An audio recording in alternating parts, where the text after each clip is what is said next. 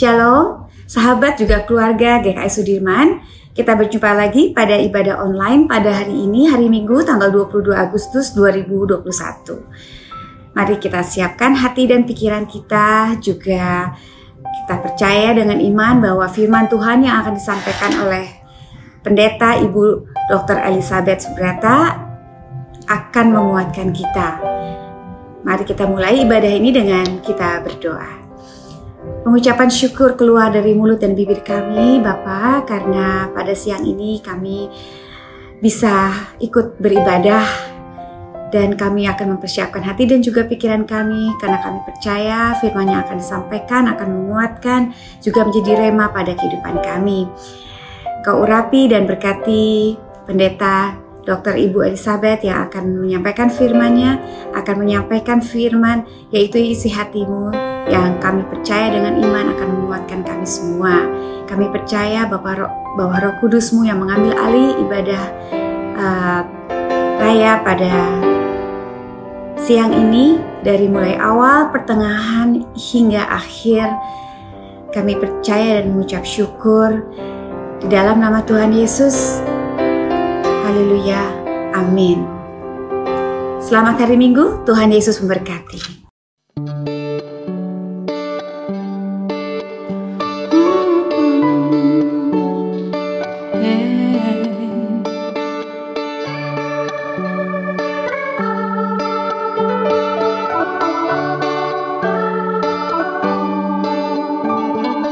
Percayalah kepada Tuhan dengan segenap hatimu, dan jangan bersandar kepada pengertianmu sendiri.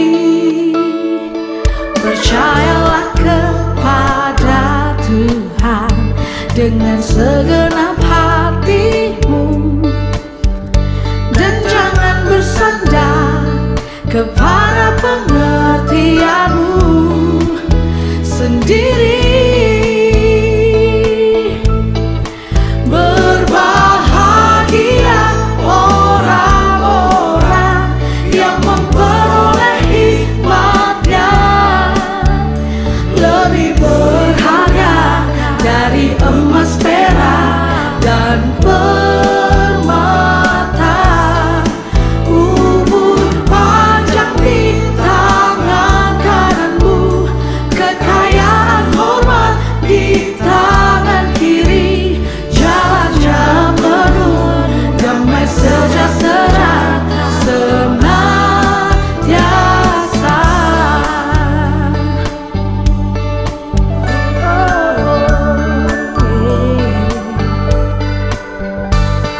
Percayalah kepada Tuhan dengan segenap hatimu, dan jangan bersandar kepada pengertianmu sendiri. Percayalah kepada Tuhan dengan segenap hatimu, dan jangan bersandar kepada pengertianmu sendiri. Berbahagia orang-orang yang memperoleh hikmat-Nya, lebih berharga dari emas, perak, dan permata.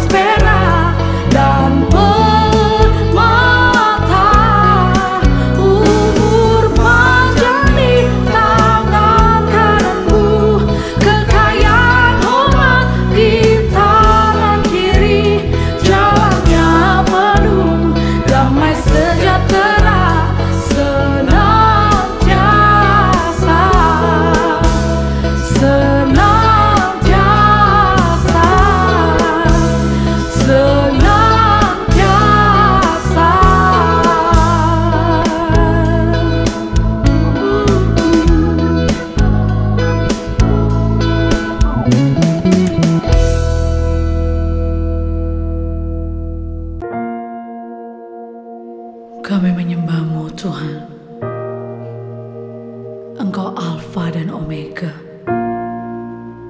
yang awal dan yang akhir. You are Alpha and Omega.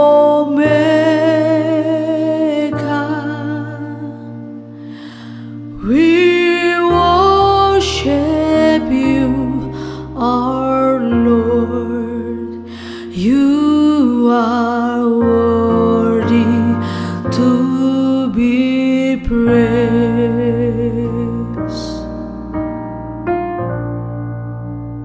You are Alpha and Omega.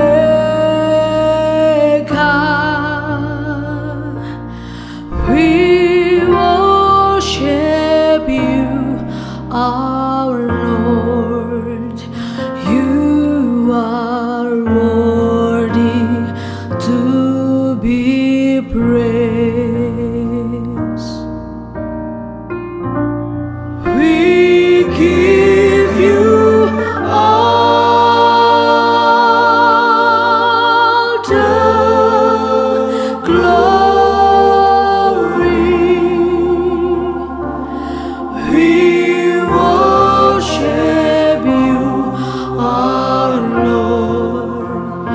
You are worthy to be praised.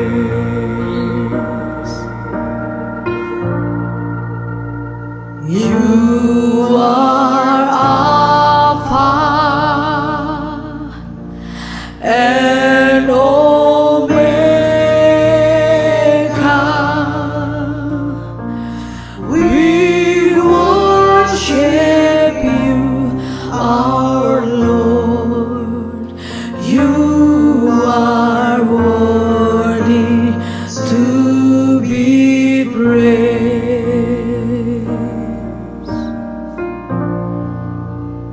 You are Alpha and Omega.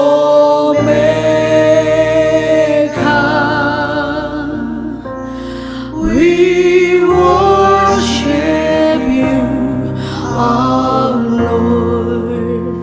You are worthy to be praised. We give you all the glory. We worship you, our Lord. You are worthy to be praised. We give you all the glory. We worship you, our Lord. You are worthy to be praised.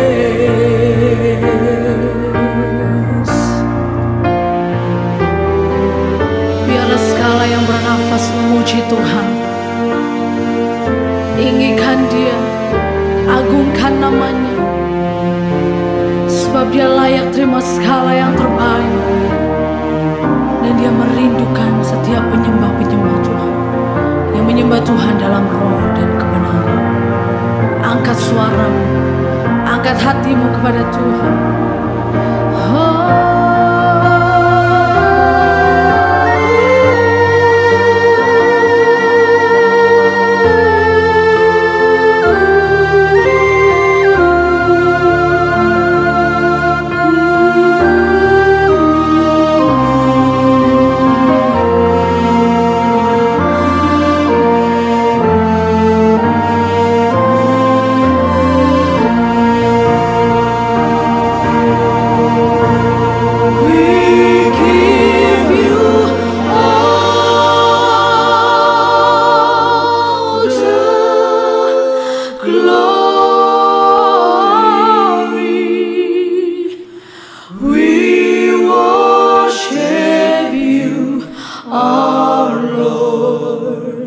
You are worthy to be praised.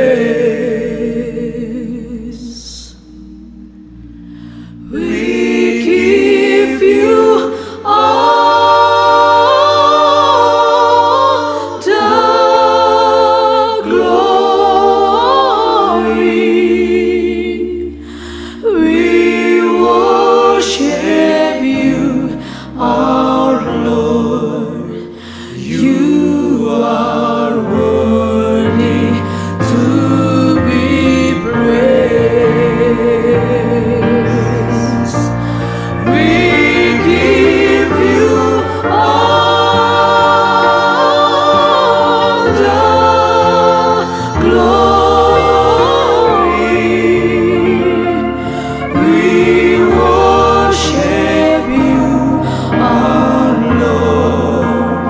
You are worthy to be praised. We give you all the glory. We worship you, our Lord. You are worthy to be praised. Beri sorak-sorai kemuliaan buat Tuhan kita. Haleluya, haleluya, haleluya. To worship you I live, to worship you I live, I live to worship you.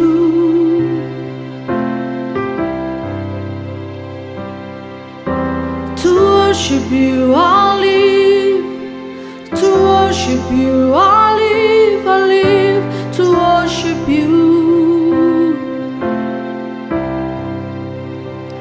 I worship you.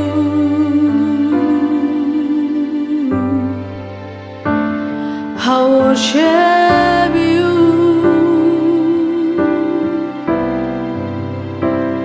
I worship you,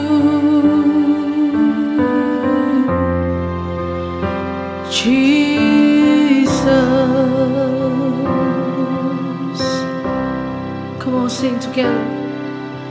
To worship you I live, to worship you I live, I live to worship you.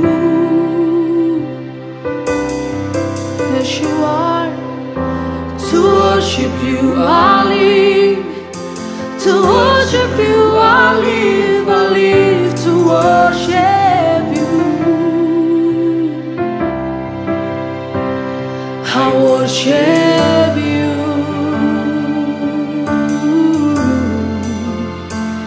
I worship you.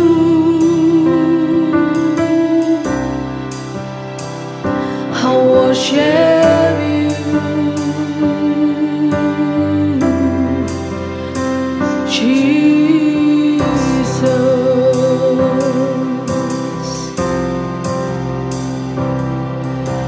To worship you I live, to worship you I live, I live to worship you. We worship you, Lord. Yeah. To worship you I live, to worship you I live, I live to worship you. Keluarga jemaat yang dikasihi Tuhan Yesus Kristus, mari kita satukan hati untuk menaikkan ucapan syukur dan permohonan secara korporat. Allah Bapa yang di surga, kami menaikkan rasa syukur atas ibadah siang ini. Setiap kami yang melayani-Mu dengan sukacita dan firman-Mu yang akan kami terima melalui Ibu yang kami kasihi, Pendeta Dr. Elizabeth Subrata. Biarlah kami mempersiapkan hati dan telinga untuk firman-Mu yang akan menjadi kekuatan baru buat kami, keluarga-keluarga jemaat GKI Sudirman, dan juga pribadi lepas pribadi, maupun kita semua yang tergabung ibadah online siang ini. Ucapan syukur kami panjatkan bagi keluarga jemaat yang berulang tahun sepanjang minggu ini. Tuhan Yesus menambahkan usia untuk Bianca dan Diaken Cindy. Ucapan syukur juga kami panjatkan bagi yang dipulihkan dari sakit penyakit, Kristia, Mama Uni, dan Samuel. Ucapan syukur untuk anak-anak kami, studi mereka, pekerjaan mereka, dan kehidupan anak-anak untuk takut akan Tuhan. Ucapan syukur juga untuk Indonesia yang dipulihkan dari COVID-19 dan juga semua negara di dunia ini dipulihkan. Dalam nama Tuhan Yesus, banyak jiwa diselamatkan di masa pandemi ini. Ucapan syukur atas hikmat Tuhan yang bekerja pada seluruh jajaran kepemimpinan bangsa Indonesia. Ucapan syukur kami dalam nama Tuhan Yesus untuk Yayasan Kanker Anak Indonesia yang mengupayakan pengobatan dan perawatan anak-anak kanker yang layak. Yayasan Sentuhan Kasih Anak Indonesia yang berdoa untuk anak-anak Papua. Yayasan Immanuel Ministry yang menjadi payung bagi pelayanan kami. Ucapan syukur kami atas jiwa baru yang sedang mengikuti pembelajaran mengenai baptisan saudara-saudara kami yang terkasih, Indah, Tani, Mama Uni, kuasa Roh Kudus yang menyertai mereka. Kami juga berdoa untuk keluarga jemaat yang sedang bergumul dalam masalah sakit, juga kehilangan pekerjaan, kehilangan orang terkasih. Dalam nama Tuhan Yesus akan ada jalan keluar, kesembuhan, keputusan kekuatan, dan penyediaan-Mu atas setiap kami. Amin.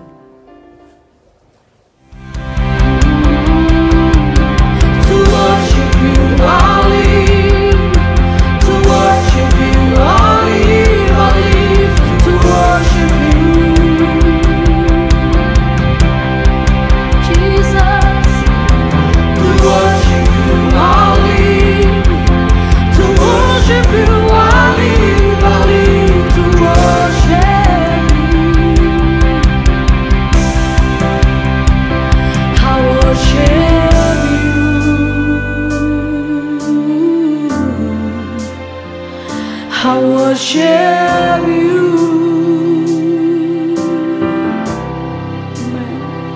I worship you,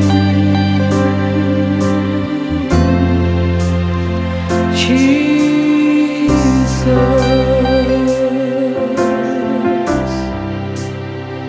I worship you.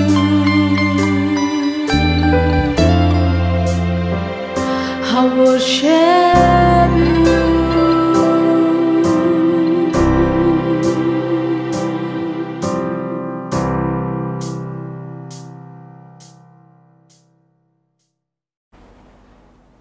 Shalom Bapak Ibu, Saudara sekalian, Jemaat GKI Sudirman yang dikasihi Tuhan. Saya diminta untuk bicara dengan tema menang atas pencobaan.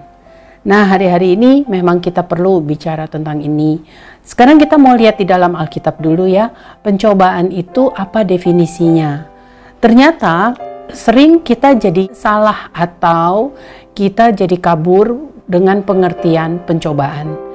Jadi ada trial, ada temptation. Trial itu ujian, temptation itu godaan ya, cobaan. Nah, tapi kita akan bahas aja dua-duanya pada siang ini. Apa itu ujian, apa itu pencobaan. Ya, menarik sekali sih setelah kita pelajari ini, dan selalu kalau kita bicara ujian dan pencobaan itu selalu kita ingat kepada Yakobus, betul ya. Yakobus 1 ya, sampai ayat ke-18 itu bicara ini rupanya. Tapi rupanya dibagi Yakobus 1 ayat 2 sampai 12 itu bicara tentang ujian. Gitu. Lalu seterusnya 13 sampai 18 itu bicara tentang pencobaan, temptation. Nah, menarik nih, beda banget sebenarnya ya. Cuma kita orang awam suka jadi kecampur sendiri gitu ya. Nah, hari ini kita minta tolong Tuhan ya, untuk kita bisa mengerti tentang ini sehingga kita tidak pernah pahit dalam hidup ini. Karena Yakobus sudah menuliskan nasihat-nasihatnya. Yuk kita mulai baca. Saya mungkin akan banyak baca karena banyak sekali statement yang bagus sekali dari Papa Rohani saya. Saya ambil dari satu buku, nanti bisa aja saudara memiliki ini kalau mau. Judulnya Dua Macam Hikmat. Saya suka sekali. Ini Papa rohani saya, Brian Bailey, meninggal di usia 87 tahun, gitu ya, di umur yang panjang dengan kekayaan kehormatan di tangan kirinya. Nah, beliau benar-benar kami kehilangan dia waktu dia dipanggil Tuhan, karena dia benar sekali, benar-benar orang yang dipenuhi dengan wisdom. Ya, ini spiritual gift yang Tuhan kasih untuk Papa rohani saya. Jadi kalau saya baca buku beliau, rasanya nggak ada kalimat yang saya bisa hilang, ya, yang saya nggak mau hilang. Itu sebabnya lebih baik saya baca, ya, dan saudara sekalian juga bisa menyimaknya. Nanti bisa memilikinya ini kalau ada yang mau, dan saya anjurkan untuk membacanya karena beliau penuh sekali dengan wisdom untuk menuliskan sesuatu ini. Ya, saya baca ya, di bab 2 ini beliau menuliskan tujuan dari pencobaan yang diambil dari Yakobus 1 ayat 2-12. Tujuan dari berbagai pencobaan seperti yang terlihat di dalam Yakobus 1 ayat 2-13 adalah untuk menghasilkan ketekunan. Betul ya, kita udah sering dengar ayat itu. Atau ketangguhan. Ya, lebih tepatnya kali ya, selain ketekunan itu tangguh. Ya, dengan kita banyak ujian sebenarnya ada hasil yang baik. Kita jadi orang yang tangguh di dalam hidup kita, yang akan menjadikan kita lengkap dan sempurna di dalam Kristus. Wow, bagus sekali ya. Jadi kita nggak pernah pahit akhirnya dengan ujian ini, karena membuat kita menjadi lebih sempurna di dalam Kristus, serupa dengan Kristus, sesuai dengan tujuan Tuhan menciptakan kita untuk menjadi serupa dengan Dia. Sekali lagi, tentunya harus banyak ujian, jadi nggak bisa lari dari sini, nggak bisa ya, supaya buah-buah roh dihasilkan. Papa rohani saya selalu berkata, tidak ada buah roh yang bisa dihasilkan kecuali melalui ujian-ujian yang Tuhan luaskan terjadi atas hidup kita. Jadi kita mau berterima kasih sebenarnya atas ujian itu, karena membuat kita dikenal oleh Tuhan. Ya, sekali lagi, yang membuat kita dikenal oleh Tuhan adalah buah-buah roh, bukan sekedar karunia roh, bukan sekedar apa yang kita sudah lakukan buat Tuhan dengan segala talenta, dengan segala karunia yang Tuhan kasih. Karena Matius 7 ayat 21 bilang, Aku tidak kenal engkau, walaupun kau sudah menyembuhkan orang sakit demi namaku, membangkitkan orang mati, bernubuat demikian akuratnya. Tuhan bilang nggak kenal. Yang membuat kita dikenal dari buah roh. Buah roh sekali lagi dihasilkan dari ujian-ujian yang Tuhan luaskan terjadi atas hidup kita, dan itu adalah anugerah sebenarnya, karena Tuhan menyediakan kasih karunia untuk mengatasi itu. Oke, kita lihat Yakub 1 ayat 2, ayat yang gak asing lagi, dan ini menjadi ayat yang saya gak pernah lupa, karena satu hari saya pernah mengalami satu shock sekali saudara, dengan satu ujian yang saya gak duga-duga, tapi untung saya ketemu ayat ini, karena ayat ini berkata, saudara-saudaraku, anggaplah sebagai suatu kebahagiaan apabila kamu jatuh ke dalam berbagai-bagai pencobaan. Nah tuh, jadi kalau kita lagi jatuh di dalam banyak sekali, kita aduh banyak benar nih cobaan hidup saya, saya hidup kok dalam keadaan lagi begini. Yakobus bilang suruh dianggap sebagai satu kebahagiaan. Nah, waktu saya pernah mengalami satu keadaan, satu hari yang saya nggak duga-duga, saya shock luar biasa. Waktu itu mau bawa firman lagi. Waduh, tapi untung saya ketemu ayat ini. Untungnya ya, kalau kita selalu memorize firman, baca firman, langsung keluar. Anggaplah sebagai suatu kebahagiaan. Jadi saya bisa khotbah dengan senyum-senyum padahal saya lagi shock luar biasa. Waktu itu karena ikutin ayat, bilang anggaplah sebagai suatu kebahagiaan. Dan hasilnya akhirnya berapa tahun kemudian baru saya tahu. Akhirnya saudara, gara-gara itu saya mendapatkan banyak kebaikan. Gitu ya, jadi menarik sekali, ikuti aja apa kata firman. Oke, kita dapat sekarang satu poin. Kalau kita masuk dalam ujian, anggaplah sebagai satu kebahagiaan. Bahasa Yunani untuk kata peirasmos diterjemahkan sebagai pencobaan di dalam Alkitab versi King James. Ya, King James version bilang pencobaan itu peirasmos, berarti ditempatkan untuk pembuktian. Jadi, rupanya ujian itu untuk membuktikan siapa kita loh. Gitu ya. Apakah kita sebenarnya emas yang sudah murni atau belum? Gitu kan? Jadi yang dipakai oleh Tuhan untuk satu membuktikan siapa kita. Jadi syukur ya, jadi kita kenal sudah sampai di grade mana kita. Sama dong kalau kita ujian di sekolah, ya sudah di grade mana kita. Kalau kita bisa lulus terus berarti kita grade-nya udah makin naik dong. Gitu kan? Makin banyak ujian, makin banyak naik grade-nya sampai kita jadi luar biasa. Jadi betul, jadi kita semangat sekarang kalau ada ujian, memang untuk kita jadi lebih berbobot. Alkitab versi New King James berbunyi, saudara-saudaraku, anggaplah sebagai suatu kebahagiaan apabila kamu jatuh ke dalam berbagai-bagai ujian. Nah, kalau New King James bilang itu yang tadi pencobaan itu ternyata ujian dia pakainya. Trial. Ujian ya. Yuk kita lihat, jadi agak beda nih nanti kalau kita udah bahas lagi nanti dengan yang benar-benar pencobaan. Di dalam ayat ini Yakobus tidak sedang membicarakan tentang pencobaan-pencobaan moral yang di Yakobus 1 ayat 2 yang dianggap suatu kebahagiaan nih, tetapi tentang tes dan ujian. Tes, jadi kayak di sekolah kita ya, tes, ujian. Berbagai-bagai berarti bermacam-macam atau memiliki banyak sisi. Jadi banyak sekali sisi yang perlu Tuhan uji dalam hidup kita rupanya. Banyak karena Tuhan yang ciptakan kita dan Tuhan tahu sisi mana kita paling lemah. Dan untuk jadi disempurnakan. Tuhan menguji kita dalam setiap bidang kehidupan kita sehingga kita dapat menjadi bejana-bejana yang tepat untuk dipakai oleh Sang Tuhan. Nah itu tujuannya. Gitu ya, supaya tepat. Aduh jangan salah. Kita jadi benar bejana di tangan Dia, Sang Penjunan. Gitu itu tujuannya, ujian. Satu bidang yang cacat dalam kehidupan dapat menghancurkan kita sebab ada satu bidang, satu sisi yang cacat saja bisa menghancurkan kehidupan kita. Jadi Tuhan perlu purify, Tuhan perlu murnikan. Bersyukurlah oleh karena itu, karena pasti happy ending kalau begitu dong, untuk jadi bejana yang luar biasa. Ya, makanya dibilang satu kebahagiaan karena akan happy ending. Jalaninnya susah pakai nangis, menabur dengan air mata, tapi kita akan menuai dengan sukacita pulang membawa berkas-berkas itu. Kita perlu mengenali sumber ujian. Banyak ujian berasal dari Tuhan. Nah, yang namanya trial ini memang dari Tuhan. Nanti ada yang dari setan, ada lagi yang dari diri sendiri nih. Nah, kalau ini ujian benar-benar ini dari Tuhan. Banyak ujian berasal dari Tuhan. Ia menguji kita untuk memurnikan dan membuat kita semakin menyerupai Dia. Gitu ya. Kalau dari diri sendiri itu biasanya jadi masuk kepada kejahatan tuh bisa-bisa tuh. Kalau dipelihara sampai buahnya matang katanya masuk kepada kejahatan. Kita kan bicarakan itu nanti. Kalau dari setan, saudara sebenarnya agak gampang sebenarnya karena setan sudah dikalahkan. Begitu ya oleh darah Yesus Kristus.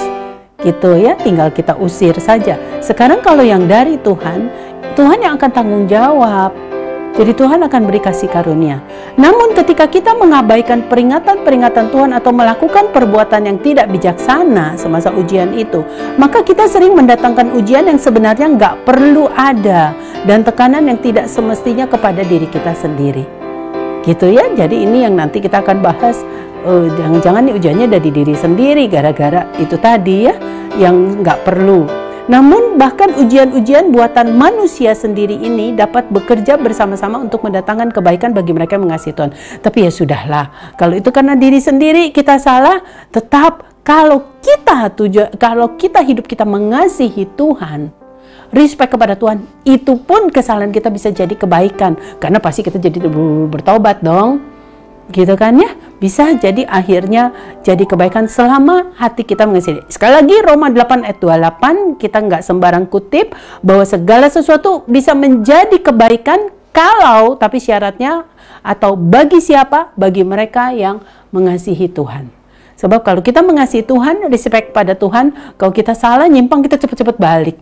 Kita mudah berkata aduh maaf, aduh saya salah. Lalu kita sesali seperti Daud gitu ya.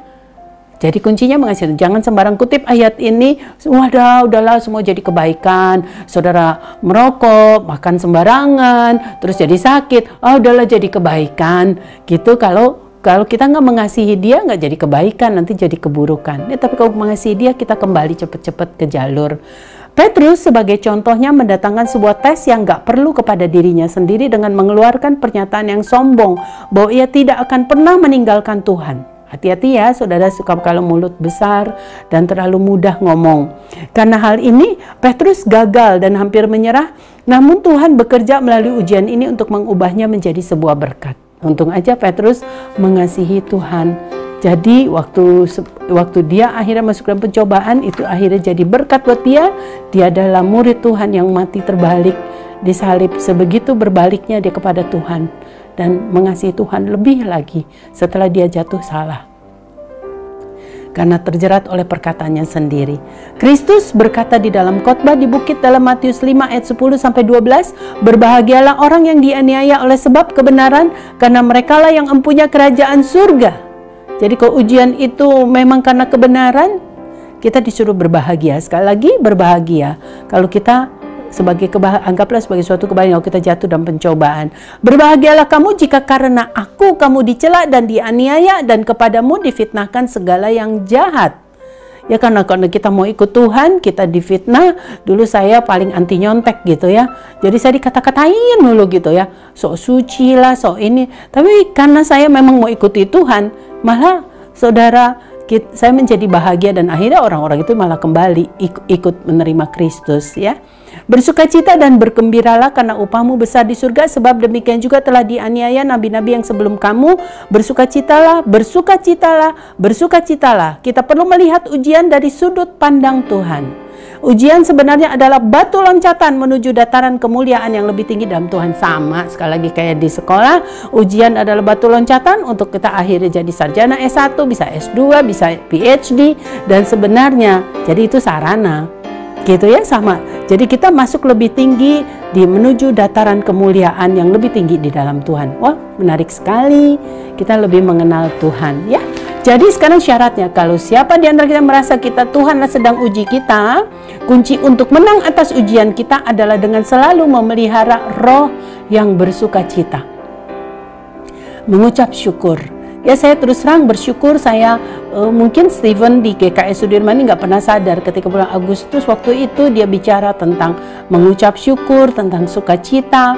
Saudara, sejak itu menjadi rema buat saya, padahal udah puluhan tahun saya jadi Kristen. Aduh, yang namanya bersukacita itu mana bisa sih dalam hati saya. Tapi ketika dia menyampaikan itu, entah kenapa, sejak itu terus aja menggaung, saudara, di pikiran saya, di hati saya, tentang bersukacita senantiasa, tentang mengucap syukur selalu kepada Tuhan, tentang arahkan pikiran itu kepada Tuhan ya. Itu di Bible Study, ikut ya, makanya PA di GKI Sudirman saya yang lagi absen terus nih. Tapi satu hari saya akan ikut lagi ya. Ini ada hal-hal yang saya harus beresin dulu, saudara, karena mbak saya yang sudah belasan tahun ikut saya tiba-tiba nggak ada. Wah, banyak sekali yang saya harus riset. Ya, saya pentingkan dulu urusan keluarga saya dulu. Setelah itu nanti kita akan masuk lagi sama-sama di Bible Study gereja ini ya. Sekali lagi saya banyak diberkati dan sejak itu saya benar-benar mengalami belajar untuk bersukacita. Ketika kita menghadapi ujian, kita dapat menjadi pemenang yang bersukacita di dalam Tuhan atau menjadi pahit hati. Tinggal pilihan di tangan kita. Betul ya? Tinggal memilih saja mau better or mau bitter, kata Billy Graham.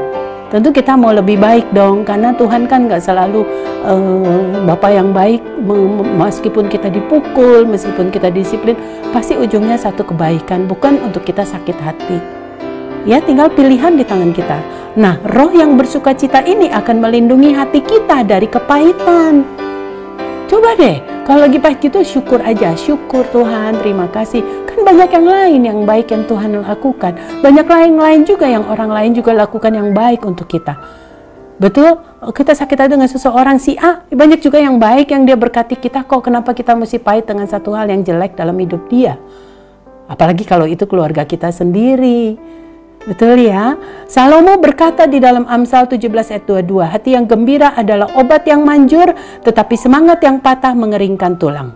Sukacita sesungguhnya telah terbukti merupakan tonikum yang menyembuhkan jiwa dan tubuh. Di lain pihak, seseorang yang dipenuhi dengan kemurungan, keluhan, mengeluh melulu ya, dan kesedihan lebih mungkin menjadi sakit secara fisik. Ya, berarti sukacita dari Tuhan sungguh adalah kekuatan kita. Jadi hari ini mari udah ketemu ya kuncinya, mari kita bersukacita ya. Nehemia 8 ayat 10 berkata demikian di King James, the joy of the Lord is our strength. Tuhan menguji umatnya untuk memurnikan mereka dan mereka menjadi semakin serupa dengan Dia. Maliaki 3 ayat 3 berbicara, nih ayat yang penting, saudara perhatikan ini. Maliaki 3 ayat 3 berbicara tentang pelayanan Tuhan Yesus Kristus. Ia akan duduk seperti orang yang memurnikan dan menahirkan perak. Dan ia menahirkan orang Lewi, menyucikan mereka seperti emas dan seperti perak. Supaya apa? Supaya mereka menjadi orang-orang yang mempersembahkan korban yang benar kepada Tuhan. Tuhan adalah seperti seorang pemurni emas. Ia membuat kita melewati ujian yang panas, bagaikan berada dalam api untuk memurnikan kita, ya kan? Murnikan emas begitu kan, mesti panasnya itu panas banget.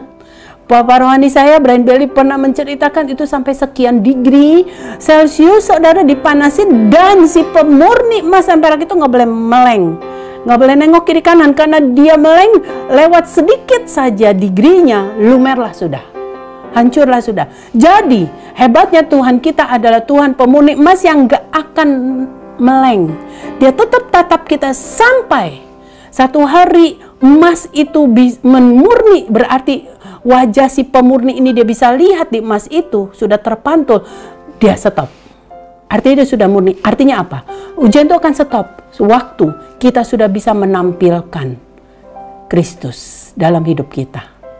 Ini tujuannya ujian. Jadi semangat, karena tujuannya supaya kita bisa memantulkan si pemurni emas itu dalam hidup kita, seperti si pemurni emas sedang memantulkan emas ini sampai terpantul. Makanya dia nggak boleh meleng. Jadi aman toh kita, saudara. Pencobaan itu nggak pernah melebihi kekuatan kita. Pada waktunya Tuhan akan lepaskan kita. Menarik ya? Ayo semangat. Nah, yang membuat kita sebagai ujian panas, bagaikan berada dalam api untuk memurnikan kita dari segala ketidakmurnian dan dari logam-logam yang lebih rendah nilainya, sehingga kita dapat menjadi murni sepenuhnya. Ayat 3-4.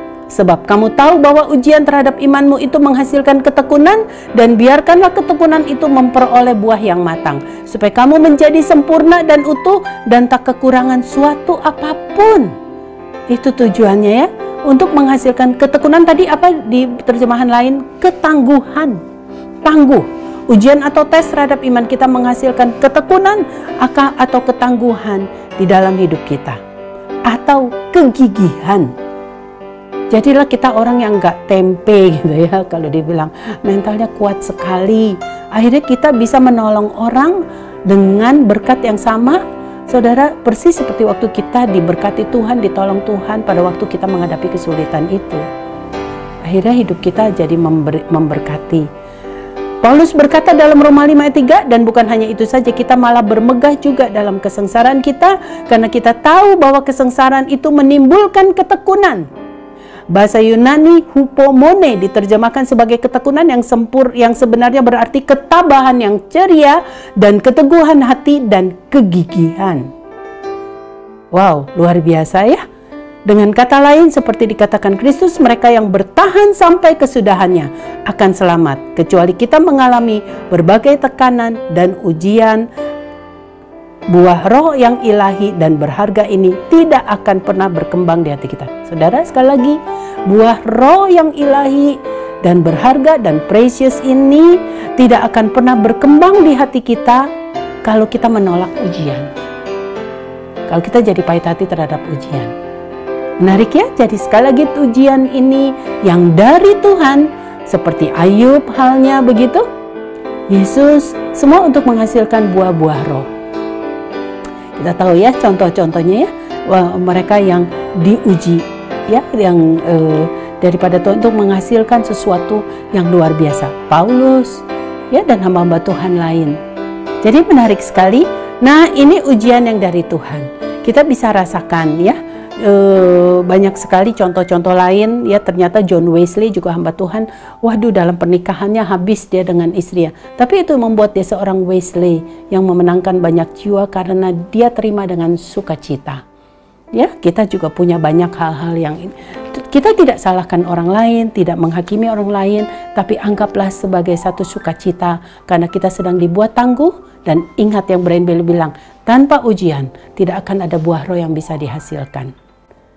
Kita sekarang pindah kepada itu selesai ya, itu ujian yang dari Tuhan.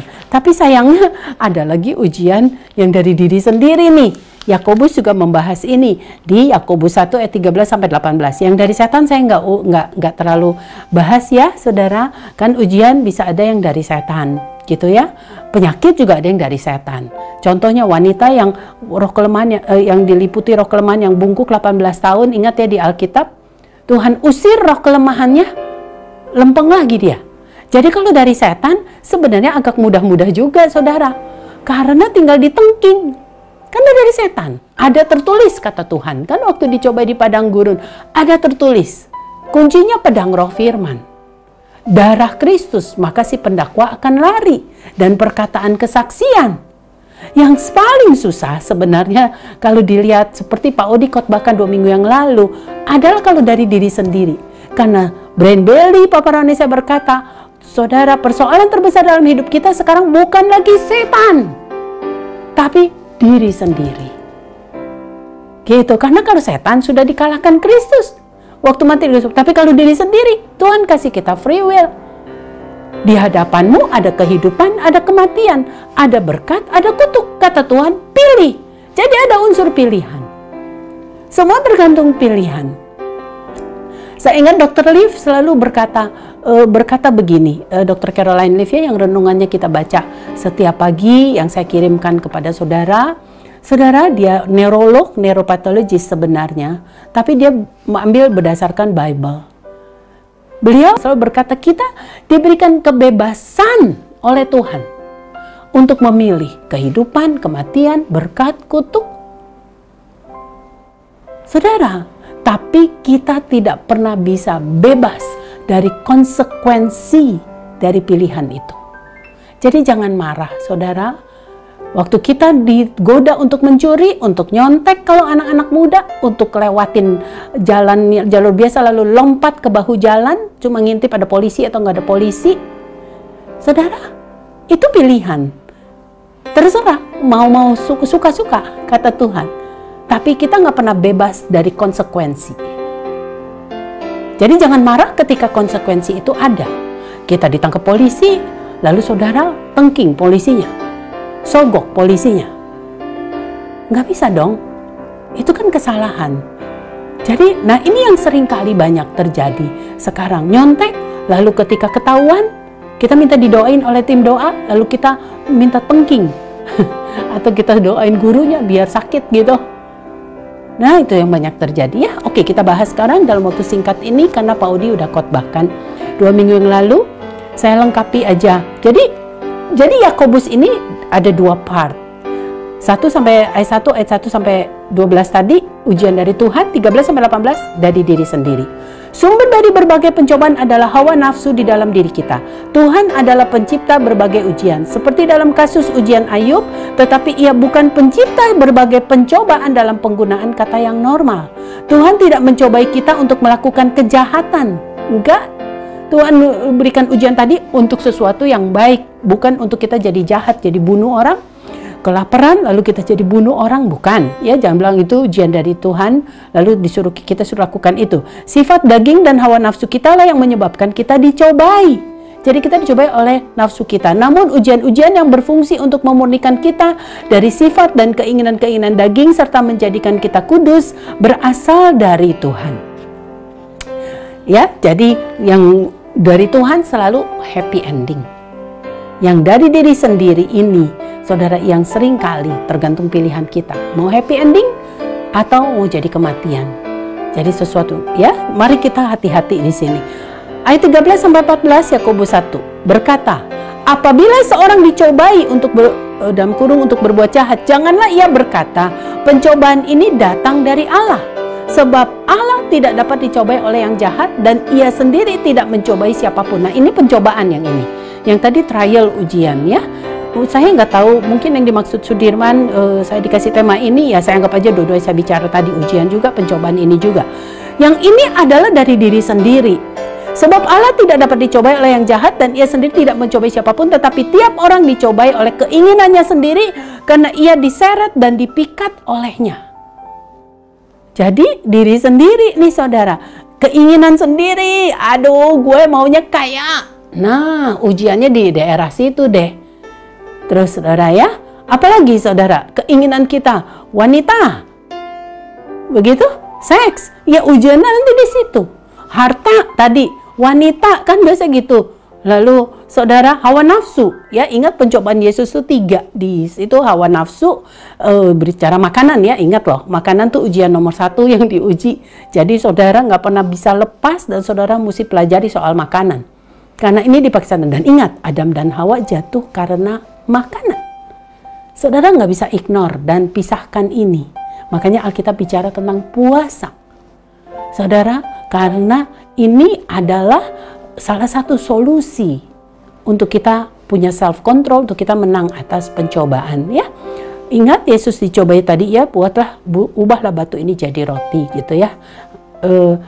Oke, tadi juga ya. Jadi kita juga bisa karena keinginan sendiri. Pengennya makan enak gitu. Papa rohani saya bercerita, saudara, dalam satu ini yang lain, ada seorang hamba Tuhan yang pokoknya pikirannya kalau pelayanan maunya makan. Pelayanan mau sekian lama, pokoknya gue mesti makan di luar, gue mesti pesta, gue mesti makan yang enak pokoknya. Akhirnya hamba Tuhan itu jatuh di area keuangan. Saudara, hawa nafsu, prinsipnya adalah gak punya self control, gak ada buah roh self control. Tuhan menguji dan memberi tes kepada kita, tetapi Ia tidak mencobai kita untuk melakukan kejahatan. Bahasa Yunani di sini untuk pencobaan berarti menggoda atau mencobai agar berbuat jahat. Hal ini tidak berasal dari Tuhan, tapi dari hawa nafsu dan keinginan jahat manusia. Dosa masuk ke dalam ras manusia melalui Adam dan Hawa. Sebagai keturunan dari Adam dan Hawa, kita semua terlahir dengan sifat dosa. Betul ya? Dan ingat ya, dosanya karena gagal taatnya di area food. Ketika kita lahir baru, Tuhan menempatkan di dalam kita sifat ilahi, sifat Kristus. Pencobaan untuk berbuat jahat berasal dari iblis, tetapi jika di dalam diri kita tidak ada keinginan untuk berbuat jahat, kita tidak akan menanggapi pencobaan itu. Jadi kita jangan pikirannya memang ke situ terus. Gitu ya, ada seorang yang lagi kepingin saudara makan, lagi pengen diet, Tuhan, aku mau bertobat, aku nggak mau lagi makan donat yang terlalu manis dan coffee setiap pagi karena aku tahu itu tidak baik. Tapi hatinya di situ terus, saudara. Jadi dia ingat tiap pagi, dia nggak mau singkirkan itu. Akhirnya dia berdoanya, nah lucu, dia bilang, Tuhan, kalau Engkau inginkan aku, padahal dia lagi diet, kalau Engkau inginkan aku tetap makan donat ini dan minum kopi pagi ini, tolong supaya aku bisa dapat tempat parkir di depan itu. Nah itu namanya mencobai Tuhan, saudara ya. Jadi saudara, kita nggak bisa seperti itu. Nah, dosa masuk ke dalam ras manusia melalui Adam dan Hawa. Sebagai keturunan dari Adam dan Hawa, kita semua terlahir dengan sifat dosa. Ketika kita lahir baru, Tuhan menempatkan dalam kita sifat ilahi. Tadi saya udah ngomong ya, pencobaan untuk berbuat jahat berasal dari iblis. Tapi jika di dalam diri kita tidak ada keinginan untuk berbuat jahat, kita tidak akan menanggapi pencobaan itu. Dari dalamlah kita memilih untuk menanggapi pencobaan atau berkata tidak kepada pencobaan. Oleh karena itu, akar dari masalahnya bukanlah iblis atau pencobaan-pencobaan, tetapi sifat dosa kita sendiri yang harus ditundukkan dan diubahkan. Saudara, kalau udah tahu ada sifat dosa, ada kelemahan di area mana, kita tahu sendiri. Ada di area wanita, daerah harta, posisi, atau di daerah makanan, daerah hawa nafsu, seks. Kita yang tahu. Kita tidak dapat menyalahkan Tuhan ketika kita dicobai dan kita menyerah kepada dosa. Kita harus memilih untuk tidak menyerah kepada dosa oleh karena kasih karunia Tuhan dan lebih memilih untuk menyerahkan anggota tubuh kita kepada kebenaran. Kristus berkata dalam Yohanes 14 ayat 30, tidak banyak lagi aku berkata dengan kamu sebab penguasa dunia ini datang dan ia tidak berkuasa sedikit pun atas diriku, kata Tuhan ya. Jadi sebenarnya udah nggak ada kuasa setan tuh atas kita sebenarnya. Setan tidak berkuasa atas Kristus, ia sama sekali tidak dapat menyentuhnya karena di dalam diri Kristus tidak ada sedikit pun keinginan meresponi godaan setan. Betul ya? Sebagaimana dibuktikan Kristus ketika setan mencobainya di padang gurun. Betul? Emang dianya udah nggak kepingin. Jadi salah satu kita menang atas pencobaan dari godaan diri sendiri, seperti yang Pak Odi khotbahkan, musuhnya adalah diri sendiri, adalah saudara hilangkan keinginan itu. Saudara dibuang ya di situ. Jadi Kristus nggak mempan waktu itu, memang dia sangat respect kepada bapaknya. Kita harus meminta kepada Tuhan untuk menyucikan kita sehingga di dalam diri kita tidak ada sedikit pun keinginan terhadap kejahatan atau keinginan untuk menanggapi pencobaan. Nah, kata Brian Bailey ini, coba renungkan sejenak tentang ikatan buruk dari hal merokok. Coba renungin dulu. Dunia kedokteran sudah membuktikan, memang ayatnya nggak ada, jangan merokok. Tapi dunia kedokteran sudah buktikan orang yang merokok 80% dia akan kena CA paru. Gitu ya, belum lagi kita merugikan sekeliling kita. Yang lebih jadi parah, mereka jadi second hand smoker. Betul? Kuasa merokok bukan terletak pada rokoknya. Jadi jangan ini rokok kenapa dibikin nama pabrik rokok. Gitu ya. Tapi pada keinginan seorang untuk merokok. Lah udah ditulis juga di papan reklamanya bahwa merokok bikin kamu kanker, bikin kamu stroke, dan seterusnya, dan seterusnya. Jadi jangan salahkan rokoknya. Rokoknya udah bilang, gue akan bikin lu stroke, gue akan bikin lu CA paru. Gitu kan. Tapi kan pada diri sendiri. Ini berlaku sama pada setiap pencobaan. Pencobaan hanya menyingkapkan apa yang ada dalam diri kita. Betul ya? Jadi sebenarnya kita tahu jadi siapa kita. Saya ingat ada satu kata-kata bijak. Nanti ini ada PowerPoint-nya nanti ditayangkannya. Kita adalah bukan dari apa yang kita buat selalu. Yang kita lakukan setiap hari dalam hidup kita. Tapi kita adalah yang sesungguhnya adalah kita yang mampu overcome banyak hal. Jadi makanya Matius 7:21 bilang, walaupun hamba Tuhan bilang aku udah melakukan ini, melakukan itu, bahkan membangkitkan orang mati, Tuhan bilang aku gak kenal engkau. Karena Tuhan mengenal seseorang dari apa yang dia bisa overcome. Karena dari dia bisa overcome lahir buah roh tadi yang Brian Bailey bilang. Saudara, kita dikenal karena buah roh. Jadi saudara, marilah kita rajin untuk kita overcome. Lawan diri sendiri. Saudara, lawan keinginan diri sendiri itu. Dan Tuhan beri kasih karunia untuk memilih kehidupan, memilih berkat. Kain dan Habil diperhadapkan ini. Waktu Kain memelihara sakit hati, iri hati dulu, iri hati sih kayaknya baik-baik aja kepada Habil. Tuhan langsung sudah warn dia, lihat dosa sudah ngintip di depan pintu. Kain, kalau engkau berbuat baik kenapa mukamu murung? Lihat dosa sudah ngintip. Tuhan bilang engkau harus berkuasa atasnya. Saudara, siapa yang disuruh berkuasa? Kita. Kain pada waktu itu. Sayangnya Kain tidak mau. Malah dia teruskan. Makanya ada ayat yang berkata bahwa pencobaan ini akhirnya kalau terus dilakukan akan menghasilkan buah yang matang. Ayat 15. Dan apabila keinginan atau hawa nafsu itu telah dibuahi atau dikandung, ia melahirkan dosa. Dan apabila dosa itu sudah matang, ia melahirkan maut. Nggak mau dong saudara kalau akhirnya jadi maut. Kain contohnya, Tuhan sudah warn dia. Roh Kudus sama hati kita sering warn kita. Ini bukan sifat Tuhan. Tinggalkan, engkau pasti bisa overcome. Ingat, kita adalah, kalau kita adalah seseorang yang dari hasil kita bisa overcome sesuatu, enggak? Bukan yang kita buat ya, pelayanan. Tapi gesekan terus, ribut terus, iri hati terus, gitu kan? Tapi kalau kita bisa overcome, sesungguhnya kita menampilkan Kristus. Sayangnya Kain malah melahirkan maut. Dia bunuh Habil. Sampai akhirnya Kain bilang satu hari, Tuhan, hukuman yang harus aku pikul ternyata melampaui kemampuan aku menanggungnya. Ya kalau Tuhan lagi ngedumel, Tuhan bilang salah dewe. Kan aku udah bilang.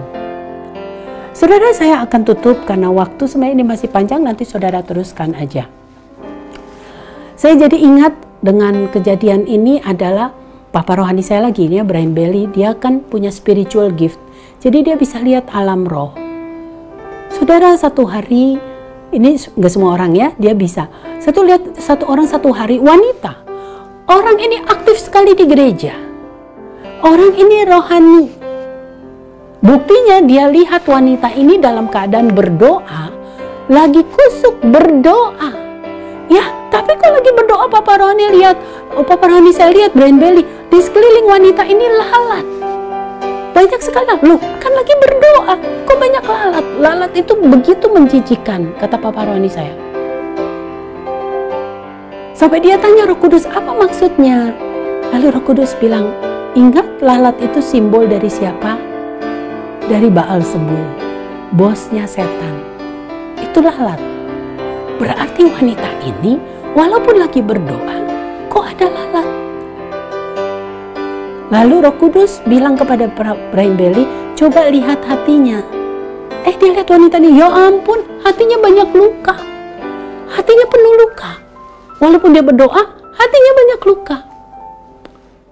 Oh, rupanya ini yang mengundang lalat. Jadi saya ingat waktu saya tugas di rumah sakit, saudara, di poli bedah yang di depan, bukan ruang bedah ya, ruang bedah steril, poli bedah, apalagi RSCM. Waktu saya pernah ujian akhir saya di UI, saudara, di RSCM, aduh di mana-mana mayat, aduh di mana-mana orang kecelakaan, di mana-mana di poli bedah penuh sekali dengan orang luka, dan di situ lalat banyaknya luar biasa. Karena ada luka. Betul ya, kalau saya hekting, saya lagi jahit seorang pasien, selama luka itu masih ada, apalagi masih bernanah, karena udah busuk, karena udah bertahun-tahun dia pelihara lukanya, udah jadi busuk gitu loh. Wah, lalat makin kayak dimagnetkan gitu kan, datang. Kalau saya tengking, pergi dia. Maksud saya usir, pergi, karena saya lebih kuat dari lalat dong. Betul ya, saya tepak, dia pergi. Tapi nggak lama lagi, dia datang lagi. Saya tepak lagi dong, kan saya lebih hebat dari lalat. Dia pergi, tapi dia datang lagi. Betul ya? Sampai saya tutup luka pasien itu, betul-betul sampai lukanya nggak kelihatan lagi. Saudara, lalat itu mulai nggak datang. Kalau si lalat bisa ngomong, saya akan datengin dia. Lalat, kenapa aku lagi jahit pasien, kamu datang melulu? Infeksi dong. Kalau kamu datang, kamu tempel dirimu di situ. Kalau lalat itu bisa jawab, dia bilang, lah ada luka. Kata lalat, kan kesukaanku luka, makananku luka. Wow, saudara, saya waktu dengar begini, waduh Tuhan, saya nggak mau pelihara luka di hati saya kalau begitu. Karena waktu saya punya luka, punya iri hati yang pernah Pak Odi khotbahkan bahwa keinginan daging itu perselisihan. Ingat ya, Pak Odi pernah khotbahkan itu di ayat berapa tuh? Nanti dengar khotbah Pak Odi yang sebelumnya lagi ya. Bahwa perselisihan, iri hati, dan seterusnya, hawa nafsu, itu daerah-daerah yang disukai lalat. Saya harus tutup seperti itu. Nah benar, Brian Bailey lihat setelah wanita ini, rupanya wanita ini teachable. Waktu Roh Kudus bilang, kau harus ampuni 70 kali 7 kali. Lalu perumpamaan tadi Kain dan Habil, engkau harus berkuasa atasnya. Untung wanita ini teachable. Dia berkata, ya Tuhan, aku tutup, aku ampuni. Sebagaimana engkau Kristus, engkau aja enggak salah. Tapi engkau dihina, diambil janggutmu, dipakaikan mahkota duri, engkau dikata-katai, engkau disalibkan, demikian mengenaskan. Tetap di hatimu ada kasih. Saudara, ini yang membuat kita bisa bebas. Akhirnya wanita ini intak sudah hatinya, sudah utuh kembali, karena dia ingat bagaimana Kristus teladan hidupnya sudah menjalani ini dengan sukacita, dengan kasih yang luar biasa, membuat Petrus akhirnya tidak bisa tidak, walaupun sudah menyangka dia tidak dihukum, dia diterima kembali oleh Tuhan sampai Petrus akhirnya berubah. Singkat cerita, wanita ini intak hatinya, dan Bapak Rohani saya kaget melihat di sekeliling wanita ini yang ada angel, malaikat. Tadi lalat, sekarang malaikat. Pemandangan yang indah sekali, kata Bapak Rohani saya. Kapan malaikat datang? Ketika hatinya sudah utuh. Lalat gak suka. Di mana ada joy, di mana ada peace, di mana ada hati yang bersih. Ingat, Roh Kudus suka tempat yang bersih, merpati dia. Di situ dia hadir. Kenapa kita tidak memilih ini? Saudara yang masih sedang lagi berselisih dan seterusnya, ya kita nggak bisa lepas dari itu ya dalam hidup ini. Kan kita beda-beda sih, soalnya beda-beda. Jadi suka gesek-gesek. Jangan taruh di hati. Saudara ya, kalau sakit hati bang, gak apa-apa, Tuhan sudah pernah kok merasakan sakit hati kayak gitu. Kalau saya pribadi, saya tutup lagi, benar-benar saya tutup ini ya dengan satu haunya. Jadi bagaimana sekalian ya, kesaksian bahwa saudara jadi tutup aja. Jadi seperti tadi kepada Kain, saudara dosa sudah ngintip depan pintu. Kalau saya takut, kalau saya udah kesel sama suami saya kesel sama anak saya nggak mau. Saya ingat ayat berkata bahwa janganlah matahari terbenam sebelum padam amarah. Jadi saya mesti beresin. Biarpun akhirnya saya merasa saya yang benar, suami saya yang salah, saya akan bilang, Bun, maafin saya. Ica, maafin saya. Dede, maafin Mami. Saudara, karena saya nggak mau dosa ngintip di pintu, di jendela rumah saya malam-malam. Yang akhirnya kalau itu dibuahin mateng, akhirnya mendatangkan maut. Salah satu hint, salah satu usaha kita, saudara, untuk kita bisa mengalahkan, memenangkan diri sendiri ini, mengalahkan diri sendiri, ada ini. Pertama, takut kepada Tuhan. Takut bisa benar-benar takut karena bisa jadi maut gitu ya. Karena Tuhan kan kudus. Kedua adalah respect gitu. Jadi saudara, yang kedua adalah saudara perjamuan kudus dengan Tuhan. Renungkan selalu salib Kristus. Itu yang membuat hati kita luluh. Ya, yang ketiga tentunya kalau kita mau tambahkan banyak ya saudara, kita puasalah. Kalau kita lagi dalam keadaan pergumulan, soal kita mengalahkan diri kita sendiri. Terima kasih, Tuhan memberkati. Nanti ini saudara bisa beli bukunya, memiliki entah bagaimana cara, nanti hubungi sekretaris gereja, ya, Demis atau Hadiran yang ada di Voice of Hope. Tuhan memberkati. Terima kasih. Jemaat yang dikasihi Tuhan, terimalah berkat daripada Tuhan. Berkat yang besar dari Allah Bapa di surga, cinta kasih dari Tuhan Yesus Kristus, dan penyertaan Roh Kudus kiranya akan terus menyertai, memimpin kita, dan memberkati kita dari sekarang dan sampai selama-lamanya. Di dalam nama Tuhan Yesus, setiap kita yang percaya sama-sama katakan amin.